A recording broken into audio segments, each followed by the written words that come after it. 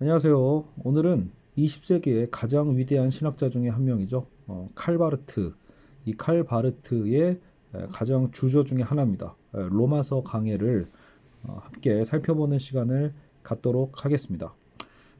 이번 수업은 뭐 제가 특별히 해설을 하는 강의라기보다도 로마서 강해라는 말 그대로 로마서는 누가 썼죠?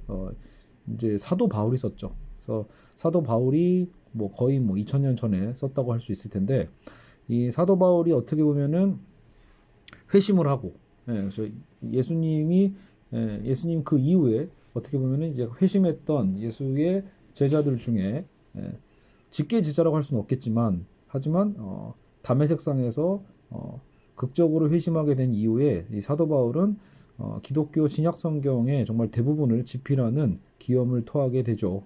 그래서 이 사도 바울이 쓴 역시 그 책 중에서도 성경 중에서도 가장 이제 유명한 책이 바로 이 로마서인데 그 로마서를 이제 강해를 한 거죠. 누가요? 칼 바르트가.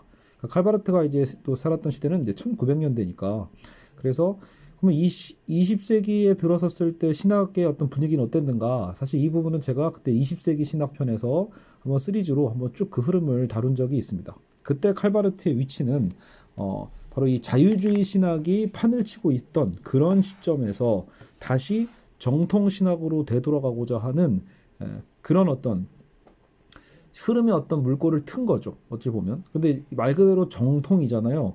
그래서 어떻게 보면은 예전에 어떤 루터와 칼뱅이 종교개혁을 일으켰던 바로 그 시대로 다시 되돌아가자라고 하는 것이죠.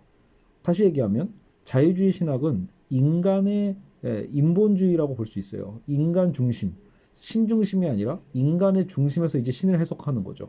그래서 신학은 신학이지만 자유주의 신학은 사실상 우리 인간 안에서 바라보는 신이랄까요? 그래서 인간 중심에서 인간의 이성으로 어떻게 보면 설명되어질 수 있는 그런 좀 유한한 신에 좀 더 가까운 그러니까 신의 어떤 그 영광과 절대성에 대한 부분이 매우 약화됐던 것이 사실입니다. 그래서 그런 자유주의 신학의 어떤 그 한복판에서 이제 칼바르트가 등장을 해서 이 로마서 강해를 집필 출판함으로써 이제 그때 이제 신학계에 엄청난 큰 여파를 주게 되는 것이죠. 그래서 이 로마서 강해를 앞으로 어떤 식으로 진행하냐? 이 로마서 강의를 제가 이제 중요한 부분들을 밑줄을 미리 읽고 쳐놓고 그 밑줄을 중심으로 제가 오히려 읽어드리는 방식으로 하겠습니다. 물론 중간중간 또 제 오지랖을 또 부려서 이런 부분들은 좀 필요합니다 싶은 부분들은 조금씩 설명하거나 혹은 강조해야 될 부분들을 강조해 드릴게요. 저도 물론 여러분 전문 신학자가 아니기 때문에 저의 부족함은 오로지 다 제 잘못인 거고 그래서 잘못된 부분들은 또 이제 가끔 간혹가다 이렇게 또 신학생분들이나 아니면 또 목사님들께서도 응원을 해주실 때가 있는데 잘못된 부분들은 또 지적해 주시면 고맙겠습니다. 또 혹은 또 칼바르트도 우리나라 또 이 보수 신학에서 본다라면 뭐 예를 들어 이제 총신대 같은 경우겠죠. 물론 거기서는 굉장히 이제 이 칼뱅주의가 굉장히 강력하고 사실 이제 그 신학에 굉장히 큰 그 뭐랄까 무게감이라고 할까요? 확실히 이 정통에 대한 무게감이 있는데 너 어쩌다 보다 보면 그런 입장에서 봤을 때는 바르트가 돌아가고자 했던 이 신정통주의도 야, 그것도 사실상 자유주의와 다를 바 없다. 이렇게 좀 강하게 보는 입장이거든요. 그래서 서로 이렇게 보는 입장이 좀 다른 만큼 이 시간만큼은 조금 더 관점을 좀 열어서 그럼 대체 이 사람이 어떻게 집필을 해왔는지를 살펴보면 좋을 것 같습니다. 일단은 그 로마서 강의 번역 본문은 이 한글 출판사에서 제일 먼저 나왔었고요. 최근에는 복 있는 사람에서도 새롭게 번역이 돼서 나왔다라는 것을 먼저 알려드립니다. 일단 제가 갖고 있는 이 버전으로 시작을 하겠습니다. 자, 그래서 1장 말 그대로 로마서 1장입니다. 로마서 1장 머릿말 필자가 그의 서신 독자들에게 그래서 로마서 1장 1절부터 7절까지를 이제 해설을 하고 있습니다. 참고로 또 이 로마서를 제가 읽어드릴 텐데 이게 또 번역이 좀 다를 거예요 느낌이. 왜냐하면 이건 바르트가 아마 직접 번역을 본인이 한 것 같아요. 원문에서 바르트가 본인이 이제 직역을 하고 또 한 번도 또 우리나라 번역으로 또 한 번 바꾼 거기 때문에 우리가 평소에 보고 있는 뭐 개역 개정판이나 뭐 개역 한글판 뭐 이런 것들과는 상당히 또 다른 뉘앙스 느낌이 좀 있을 겁니다. 참고하시고 읽어주시면 좋겠습니다. 자, 읽어드리겠습니다. 그리스도 예수의 종 나 바울은 사도로 부르심을 받았으며 성서 안에서 그의 예언자들로 하여금 오래전부터 선포하게 하신 하나님의 복음을 위하여 따로 세우심을 받았습니다. 이 복음은 곧 육신으로는 다윈의 자손으로 태어나셨고 성령으로는 그가 죽은 자들부터 부활하심으로써 권능으로 하나님의 아들로 확정되신 곧 우리 주 예수 그리스도에 관한 것입니다. 우리는 모든 민족들 가운데서 하나님 이름의 영예를 위하여 구원의 복음 안에서 확증되는 하나님의 신실에 복종하게 하는 은혜와 사도의 소임을 받았습니다. 그들 가운데서 여러분 역시 예수 그리스도에 의하여 부르심을 받은 자들입니다. 나 바울은 하나님에 의하여 사랑을 입은 여러분들, 곧 거룩함으로 부르심을 받은 여러분들에게 씁니다. 나 바울은 여러분 위에 은혜와 우리 아버지 하나님과 주 예수 그리스도로부터 평화가 있기를 기원합니다. 자, 그래서 이 로마서 1장 시작은 사도 바울이 이제 로마에 당시에 있었던 기독교인들에게 썼던 교회 공동체에 썼던 이 편지글입니다. 그래서 바로 첫 인사라고 할 수 있겠죠. 얼핏 보면 그냥 읽고 첫 인사니까 넘어갈 수도 있겠지만 이 안에서 이제 바르트가 찾은 대목들을 함께 우리도 따라가 보겠습니다. 자, 그리스도 예수의 종 나 바울은 사도로 부르심을 받았으며 이렇게 했죠. 여기서 발언하는 자, 사도 바울은 누구다? 자기 고유의 창조적 활동에 스스로 감격하는 천재가 아니랍니다. 이게 중요해요. 천재가 아니라 자기에게 주어진 위임에 붙잡혀 있는 사자일 뿐이에요. 그러니까 보내심을 받은 거죠. 하나님이 가라고 했기 때문에 천재기 때문에 내가 이 자리에 서 있는 게 아니라 시켰기 때문인 거죠. 하나님이 보냄을 나에게 이제 그 위임을 한 거죠. 권한을 위임했기 때문에 그 위임에 붙잡혀 있는 사자일 뿐이다. 그래서 주인으로서가 아니라 종으로서 그리고 왕의 대신으로서 온 거죠. 그래서 그가 누구이든지 또 무엇을 하고자 하든지 그에게 내려진 소명의 내용은 궁극적으로 그에게 있지 않고 극복될 수 없는 낯설음 가운데 그리고 도달될 수 없는 그의 저 먼 곳에 있다. 그렇죠? 그러니까 이건 바울의 본인의 어떤 인간적 영역에서 할 수 있는 게 아니라 하나님께서 보내신 대로 그 보내심 받은 대로 행해야 된다라는 거죠. 그의 사도직에 대한 그래서 이 권한에 대한 얘기를 하고 있는 겁니다. 자, 사도직은 자신의 삶의 최초의 순간, 최후의 순간에 있어서 최초와 최후죠. 자기 자신과의 인격적인 동질성 밖에 서 있는 역설적 사실이다. 그러니까 이 사도직이라는 것은 동질성 밖에, 자기 자신과의 인격적 동질성 밖에 서 있는 역설적 사실이다. 그래서 키에르케고르를 참고하고 있다고 써 있죠. 그는 다름 아닌 그 자신이고 또 그 자신으로 머물러 있으며 개개의 모든 사람은 본질적으로 그에게 똑같이 가까이 있어요. 자, 그러나 자기 자신과의 모순 가운데서 그리고 다른 개개인과의 구별 가운데서 그는 하나님으로부터 부르심을 받았고 또 보내심을 받았다. 그러니까 바리새인이라는 표현도 여기서 부정적 의미라기보다는 구분되었다 그 뜻이거든요. 따로 떼어 놓았다. 이게 이제 사도의 직분 중에 하나라는 거죠. 아까처럼 뭐 천재성 때문이 아닌 거죠. 어쨌든 부르심을 받은 자고 그래서 따로 떼어 놓은 자고 구분된 자입니다. 하나님과의 관계에서만은 그는 자신에게만 지향된 존재이다. 자, 그래서 역사적 현실성 가운데서의 인간적 공동체와 어떤 구조적 관계도 갖고 있지 않은 바로 그러한 사도로서 그는 그러한 상황 가운데서는 오히려 하나의 예로서만 가능한 현상, 오히려 불가능한 현상이다. 권리와 그의 말의 신빙성은 하나님 안에 놓여 있는 겁니다. 하나님 자신과의 관계에서도 그러하듯 그것은 직접적으로는 전혀 파악될 수 없다. 자, 근데 이 사도는 무엇을 전하는 자죠? 바로 복음을 전하는 자입니다. 하나님의 복음을 바울은 전해야 한다. 자, 근데 이 복음은 하나님의 어떤 종교적 메시지, 전적으로 다르게 존재하는 분이라는 것, 구원이 그분에게서만 오는 바로 그분, 곧 하나님의 복음이다. 그러므로 그 복음은 직접적으로 이해될 수 있거나 여러 사물들 가운데 단 한 번으로 파악될 수 있는 어떤 사물이 아니에요. 사물이 아니라 만물의 근원으로서 항상 새롭게 말씀되어지는, 항상 새로운 거죠. 항상 새롭게 말씀되어지는 바로 그 하나님의 말씀이기 때문에 그것은 두려움과 떨림으로서만 받아들여야 된다. 참고로 이 두려움과 떨림이라는 이 글자는 키에르케고르의 철학적인 사유와도 연계가 됩니다. 키에르케고르의 책 중에도 두려움과 떨림이라는 책이 있거든요. 그래서 키에르케고르가 바로 그 아브라함의 어떤 신앙의 기사의 어떤 단계에 아브라함을 모델로 삼죠. 그래서 아브라함이 이삭을 바치는 어떤 그 상황, 거기에서 하나님이 어떤 시키신 보내심을 받은 이 아브라함이 어쨌든 그 상황을 두려움과 떨림의 어떤 신앙적인 어떤 결단의 순간으로 표현을 하거든요. 그러니까 이거 여기서 바르트가 키르케고르의 영향을 상당히 많이 받았음을 짐작할 수 있습니다. 자, 어쨌든 그 복음은 한 걸음 더 나아가 동시에 하나의 통고이니 이것은 단순히 기억을 위한 기록만을 염두에 두는 게 아니라 참여를, 단순한 이해가 아니라 상호 이해를 염두에 둔 거고, 단순한 상호 감정 소통이 아니라 공동 협력을 염두에 두고 행해지는 통고다. 상호 이해와 공동 협력. 자, 그리고 그것은 하나님의 복음이기 때문에 오래전 선포된 것이고, 따라서 오늘날 우발적으로 나타나는 착상이 아니라 역사의 의미고 역사의 무르익은 수확이며 영혼의 씨앗으로서 시간의 열매이니 곧 성취된 예언입니다. 이미 성취된 예언.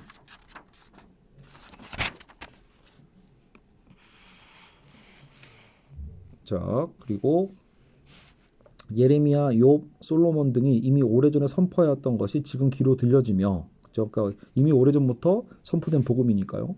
이제 우리는 전체 구약 안으로 인도되는 입구, 루터의 이제 말을 인용했죠. 입구를 갖고 있다. 자, 따라서 그는 즉시 자신에게 혁신자라고 하는 영예가 돌아가는 것을 사양한다. 왜냐하면 이전부터 이미 선포되어진 것이니까요. 그죠? 우리 주 예수 그리스도, 자, 이게 이제 핵심이죠. 우리 주 예수, 그 복음이죠. 이것이 복음이다. 그 복음이 무엇입니까? 대체 기독교의 복음이라는 게 뭡니까? 라고 했을 때 예수 그리스도죠. 역사의 의미, 이것이 역사의 의미이고 이 이름 안에서 두 세계가 만난다. 어떤 세계죠? 하나는 미지의 영역이고 하나는 기지의 영역이 교차된다라는 거죠. 이 교차를 만들어내는 게 예수의 역할인 거죠. 그래서 미지의 영역은 우리가 알 수 없는 그것이니까 바로 하나님의 세계, 어떤 미지의 세계, 창조의 세계를 얘기하고, 기지의 영역은 바로 그 하나님과의 근원적 통일성부터 이탈된 어떤 세계고, 구속이 요청되는 육의 세계고, 인간의 세계고, 시간의 세계다. 그러니까 이분법적으로 지금 나누고 있죠. 자, 지금 그 이유를 생각할 수 있는 게 뭐냐면 지금 칼바르트가 자유주의 신학을 비판하고 있는 거잖아요.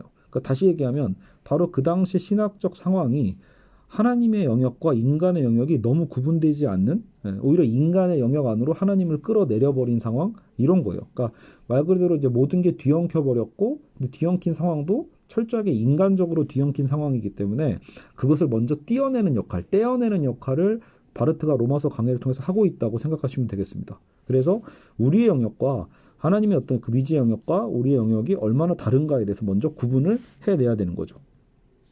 그리고 나서 양자 사이에 교차선을 보는 것은 자명하지 않은데 이 교차선이 보여줘야만 하고 보여질 수 있고 또 보여지는 곳, 교차선의 지점은 바로 어디다? 그게 예수인 거예요. 나사렛 예수, 역사적 예수, 육신으로는 다윗의 자손으로 태어나신 그분이다. 역사적 규정으로 예수는 우리에게 기지의 세계와 미지의 세계 사이에 있는 파기 지점을 의미한다. 자, 그러나 그것들이 시간과 영원, 사물과 근원, 인간과 하나님의 숨겨진 교차선을 가시화시키는 저점에게 한계를 긋는 한 사정은 달라진다. 자, 그 시기는 모든 시간을 새롭게 그리고 또 다르게 또 신적으로 규정시켜주는 것이 보여지는 시기이며 그것은 모든 개개의 시간으로 하여금 계시의 때고 발견의 때가 될 수 있다는 가능성을 열어줌으로써 다른 시간들 가운데 지니고 있는 그 자신의 독특성 그 자체를 다시금 지향시키는 시기이다.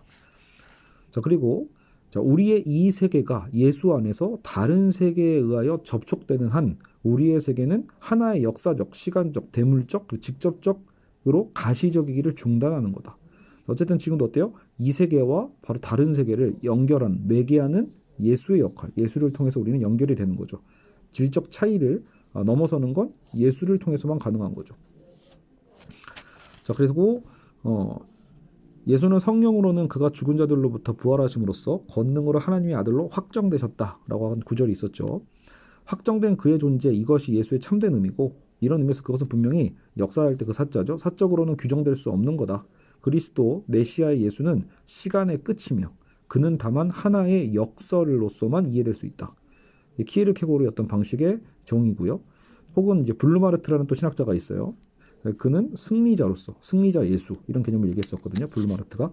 그래서 승리자로서만 이해될 수 있고, 혹은 원 역사다. 역사의 원. 그래서 오버백은 원 역사로서 이해할 수 있다. 그리스도로서 예수는 우리에게 기지된 영역을 위로부터 수직으로 가르치는 미지의 영역이다. 라고 얘기합니다. 자, 그리고 부활은 전환되는 거죠. 위로부터 이루어지는 저 지점의 확정이고 그에 상응하는 아래로부터의 통찰이다. 부활은 계시이며 그리스도 예수의 발견이고 하나님의 현현이며 그리스도 안에서의 하나님 인식이다. 자, 예수를 시간의 끝으로서 역설로서 원역사로서 그리고 승리자로서 인정하는 것. 부활 가운데서 성령의 새 세계는 육의 옛 세계와 접촉하는 거죠. 자, 부활의 의미가 굉장히 그런 의미가 있죠. 부활한다. 성령의 새 세계가 육의 옛 세계와 접촉하는 것. 그 새 세계는 마치 하나의 접선이 원을 접촉하는 것 같이. 그러니까 여러분 원이 있잖아요. 원이 있으면 원에 이렇게 딱 그 한 점 있죠. 딱 한 지점 이렇게 지나가는 거. 이걸 우리가 접선이라고 하죠. 접선. 그 접선을 생각하시면 되겠습니다. 그래서 그것이 그러니까 접촉하지 않으면서도 접하는 바로 그 묘한 그 지점인 거죠. 어떻게 보면. 그래서 접촉하는 것 같이 옛 세계를 접촉하지 않으면서 접하는 것. 그 세계가 옛 세계를 접촉하지 않음으로써 이 옛 세계의 한정으로서 동시에 새로운 세계로서 저 옛 세계를 접하는 겁니다. 이와 같이 부활은 기원 후 30년 전, 기원 후 30년이죠. 예루살렘 성의 문 앞에서 일어난 사건인 거고 이것은 그 부활이 거기에 등장하고 발견되고 인식되었다는 한해서이다. 하지만 부활이 또다시 전적으로 그것이 아닌 것은 부활의 필연성과 현현과 계시가 저등장, 발견 그리고 인식에 의하여 제약되는 것이 아니라 그것에 의해 제약되는 게 아니라 오히려 전자 스스로 뭐가죠? 전자가 뭐죠? 부활의 필연성과 현현 계시죠. 스스로 후자를 제약하는 거다. 라는 한에서 있다. 예수가 메시아로서 계시되고 발견되는 한 부활의 날 후에 못지않게 이미 부활의 날 전에 하나님의 아들로서 세우심을 이미 받은 거다. 그러니까 이미 확정된 것이다. 라고 본 거죠. 자, 그리고 그였다는 데서 그이기는 하나 그이다라고 하는 데 있어서 그였던 것은 이미 뒤로 밀려나 있게 된다. 어려운 표현이 나오네요. 어떤 결합이나 아까 혼합이 하나님과 인간 사이에서 일어나는 게 아니다라는 거죠. 어떤 결합이나 혼합이 하나님과 인간 사이에 일어나는 게 아니다. 그러니까 뭔가 예수가 등장하고 부활했다고 해서 뭐가 하나님과 인간이 합쳐졌다는 얘기가 아닌 거예요. 아까도 제가 계속 강조하고 있는 거지만 바르트는 지금 하나님의 나라와 우리 인간의 어떤 그 영역을 일단 질적 차이를 구분해내야 되거든요. 그러니까 예수를 통해서 뭔가 혼합되고 융화됐다는 개념이 아니라 오히려 아까 그 접선 얘기를 했잖아요. 어떤 신적인 것으로의 인간의 상승인 것도 아니고 인간 본질 가운데 신의 유입도 아니라는 거예요. 우리를 접촉하지 않음으로써 예수 그리스도 안에서 우리가 접하는 거예요. 접한다. 맞죠? 뭔가 섞였다가 아닌 거죠. 그래서 예수를 통해서 우리가 접한 것이다. 이것이 하나님, 곧 창조주와 구속자의 나라인 거다. 그 하나님의 나라가 현실적이 되었다. 하나님의 나라가 가까이 와 있다. 예수 그리스도가 우리의 주죠. 세계와 우리의 삶 가운데서 그가 현재하심으로써 인간으로서의 우리는 지향되었고 하나님 안에 우리의 근거가 놓여지게 되었고 그를 바라봄으로 정지되었고 또 움직이게 되었으니 곧 기다리는 자요 동시에 급히 달려가는 자이다. 왜 이렇게 역설적인가라고 하겠지만 여러분 이게 변증법이라는 거예요. 그래서 바르트의 이 신학을 변증법적 신학이라고도 표현을 하긴 합니다. 사실 이런 어투가 한국 사람분들한테는 잘 익숙하지 않을 수도 있어요. 논리학적으로 그냥 모순적으로 보이고 영미식에서 보면 이런 어떤 어투를 싫어할 수 있거든요. 논리적인 모순처럼 보이니까요. 하지만 이 변증법적인 어투는 사실은 이제 뭐 독일이나 이런 유럽의 어떤 학문에서는 매우 유용하게 쓰여지고 있죠. 자, 계속해서 읽어볼게요. 자, 예수 그리스도부터 은혜와 바울의 사도직. 자, 이제 은혜의 개념이 나오죠. 은혜다 받은 것은. 그래서 은혜는 뭐다? 불가사의한 것으로 인식되어질 때만 은혜인 거예요. 불가사의하지 않으면 그건 은혜가 아니죠. 그냥 상식적인 거니까요. 바로 그러한 이유에서 은혜는 다만 부활의 반영 가운데서만 존재하며 하나님과 인간 사이를 갈라놓음으로써 다시금 그것을 연결시키는 그리스도의 선물로서 존재하는 거예요.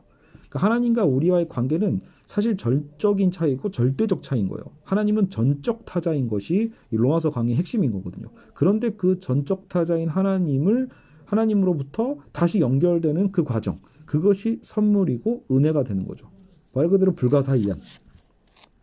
그리스도의 은혜가 있는 곳에 인간은 모든 시간과 사물의 전환의 선포, 곧 부활에 참여하게 되는 것입니다. 그러니까 그리스도의 은혜가 있는 곳에 우리는 기존 어떤 시간과 사물의 전환을 선포할 수 있다. 그 인간에게 세계의 현존, 다스 다자인이죠. 세계의 현존이 하나의 물음이 되었으니 이제 마땅히 이 질문과 우리는 이제 씨름을 해야 되고 그 인간에게 하나님의 현존이 소망이 되었으니 마땅히 그는 이 소망을 위하여 씨름해야 됩니다. 예수 그리스도 안에서 만나는 하나님의 신실. 자, 여기 이제 오늘 제일 중요한 부분인데요. 예수 그리스도 안에서 만나는 하나님의 신실, 그리고 그가 이 신실을 인식하였음으로 해서 마땅히 빚지고 있는 응답으로서의 신의가 문제의 초점이다. 굉장히 좋은 표현이죠. 그러니까 하나님의 신실은 하나님으로부터 나오는 거고, 그 신실을 우리가 인식함으로써 우리가 응답하는 거죠. 응답으로서의 신의를 보여주는 것. 다시 정리하면 하나님의 신실에 대한 인간의 신의, 하나님 신실에 대한 우리 인간의 신의, 그게 곧 뭡니까? 하나님의 신실은 은혜인 거고요. 거기에 대한 인간의 신의가 바로 받아들이는 믿음인 거죠. 은혜와 믿음의 관계를 이렇게 설명할 수 있겠습니다. 확실히 다르게 좀 와닿죠. 그냥 우리가 교회에 다니면서 하나님의 은혜, 믿음 이것만 얘기하는 것과 이것을 역시 이렇게 풀어서 한번 고민해보고 설명되는 과정이 바로 이제 어떤 이게 신학적 접근의 유익일 수 있겠습니다. 스스로 다른 사람에게도 향하여지는 복종의 요구이다. 그렇죠? 이 요구가 부르고, 이 요구가 빛을 발하고, 이 요구가 흔들어 깨우고, 이 요구가 사명이니 이 요구 없이는 어떤 사명도 존재하지 않습니다. 은혜 자체가 결국은 뭐예요? 다른 새로운 길로 가는 거기 때문에 하나의 꺾어짐이죠. 기존의 것 그대로가 아니라. 자, 그래서 첫 부분의 마무리. 이렇게 해서 로마의 그리스도 교인들을 위해서도 인자는 부활의 힘에 의하여 하나님의 아들로서 세우심을 입었다. 그들 역시 지금 여기서 큰 시련과 또한 반대로 소망 가운데 갇힘을 당하고 있고, 그들 역시 그들 나름대로 하나님을 위하여 택하심을 입은 자들이며 또한 개별화된 자들입니다. 그들의 새로운 전제 역시 하나님 우리 아버지와 주 예수 그리스도부터 오는 은혜와 평화이다. 이 전제가 항상 새롭게 일어나기를 기원할 뿐이다. 그들의 평안이 그들의 불안으로, 그들의 불안이 그들의 평안으로 되기를, 이렇게 해서 로마서가 시작이 됩니다. 자, 여기까지 또 볼까요? 자, 로마서 이제 개인적인 것. 자, 1장 8절부터 15절까지입니다. 일단 8절만 먼저 읽어보죠. 무엇보다도 내가 예수 그리스도로 말미암아 나의 하나님께 감사드립니다. 그것은 온 세상에서 사람들이 두루 여러분의 믿음에 관하여 말하고 있기 때문입니다. 자, 로마에도 역시 그리스도인들이 있었고, 바울의 개인적 관여가 없이도 그러니까 복음이 선포가 되어 있었던 거죠. 이미 전달이 되어 있던 거예요.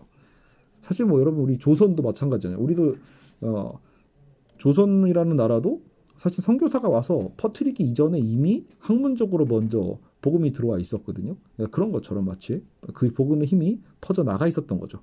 여하튼 그들은 부르심을 받아 존재하고 있다.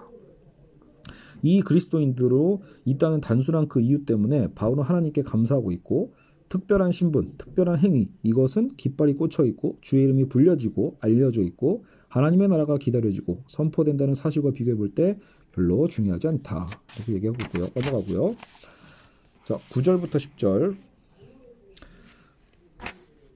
여긴 설명이죠.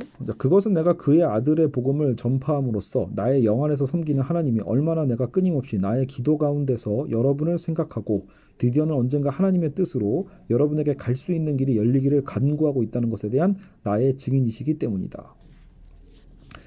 그래서 피차 서로 본 적도 없는 사이죠.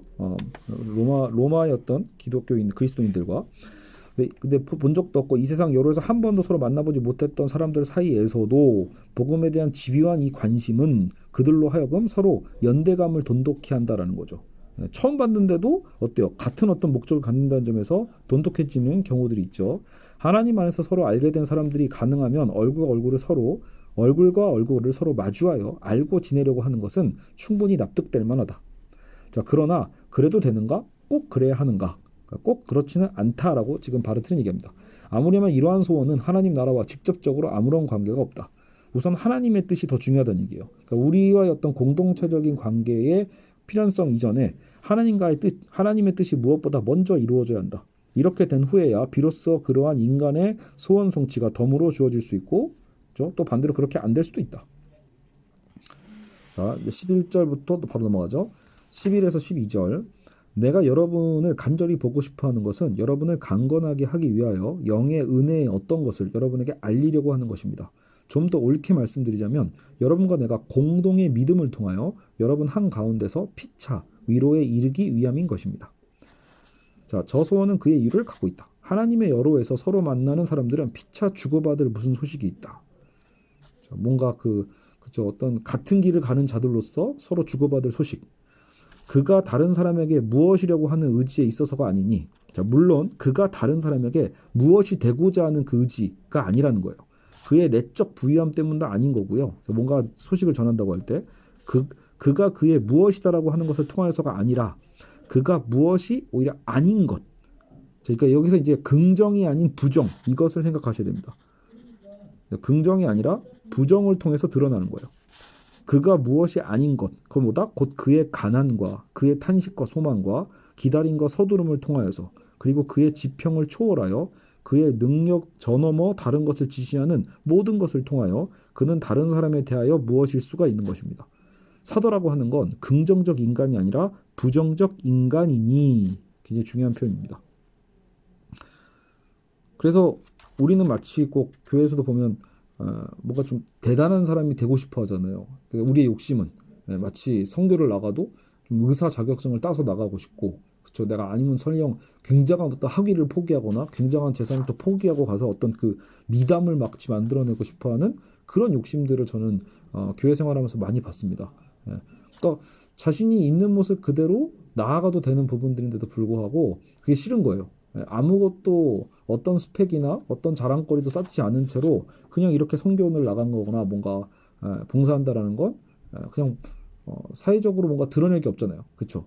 사람들이 칭찬하지 않을 테니까. 그러니까 그런 어떤 조건을 생각하는데, 사실 지금 사도 바울이 얘기하는 것처럼 그것이 무엇이고자 하는 게 아니라 무엇이 아닌 것, 오히려 우리의 가난과 탄식과 소망과 이 기다림과 서두름을 통하여서 그 지평을 초월하는 관계에서 드러나는 것들이라는 것이 중요한 표현인 것 같습니다. 성령께서 그를 통하여 은혜를 주는 거죠. 결국은 뭐예요? 성령에게 자리를 주는 거지 우리의 자리를 내는 게 아니죠. 성령께서 그를 통하여 은혜를 주는 거다. 슬기롭게도 그리스도인들 사이에서는 내게서 오느냐 혹은 내게서 오느냐, 너에게서 오느냐 나에게서 오느냐 하고 서로 묻지 않는다. 이유는 둘 다 아니라는 거거든요. 우리 모두 둘 다 아무것도 아니고 아무것도 갖고 있지 않다는 사실 때문이다. 이게 제일 중요한 거죠. 우리 인간의 삶에서 자본주의 세계에서 뭘 아무리 갖춘다 하더라도 그거는 우리 안의 기준일 뿐이지 하나님의 기준 앞에서는 아무것도 아닌 거예요. 아무것도 아닌데 서로 만약에 마치 으쓱대면서 자신의 어떤 지위와 자본을 으쓱대면서 하는 어떤 그런 행위들은 참으로 보잘것없는 것들이겠죠. 자, 거기에 있다라고 하는 이것으로 충분하다라는 거예요. 곧 우리 위에, 우리 뒤에, 우리 저편에 있는 것. 앞서 있는 자와 초보자 양자를 그들의 내적인 불완전성과 시련가에서 위로하는 것. 즉 믿음, 요컨대 믿음의 소식, 믿음의 내용, 하나님의 신실이 존재한다는 이것으로 충분하다는 말이다. 아까 얘기했죠. 신실과 그 믿음. 하나님 나라의 문을 함께 두드리는 것에 대한 갈구와 성령을 통한 연대적 움직임에 대한 갈구가 이런 우리 가운데서 용솟음칠 수 있다. 이렇게 얘기하고 있습니다. 자, 13절. 내가 다른 이방인들 가운데서 행한 것과 같이 여러분들 가운데서도 열매를 거두고자 하여 이미 자주 여러분에게 가기를 기도했지만 지금까지 벽에 부딪히고 말았습니다. 그래서 아직 로마에 못 가 있는 상태인 거죠. 넘어가고, 자, 14, 15절. 나는 그리스 사람에게나 미기한 사람에게나 지혜 있는 사람에게나 어리석은 사람에게 스스로 빚을 지고 있으며 이와 같이 로마에 있는 여러분에게 구원의 소식을 전파하는 것이 나의 전적인 소원입니다. 그래서 여기 잠깐 보면 바울은 의무에 매여 있게 되었다. 이것은 그의 개인적 소원의 제한을 의미하나 또 그 소원 성취의 가능성을 의미하기도 한다라는 역설로서 설명하고 있죠. 자, 어쨌든 일단 여기까지 하고 잠깐 쉬었다가 다시 이어서 하겠습니다. 다시 이어서 이제 본체 16에서 17절을 다뤄보겠습니다.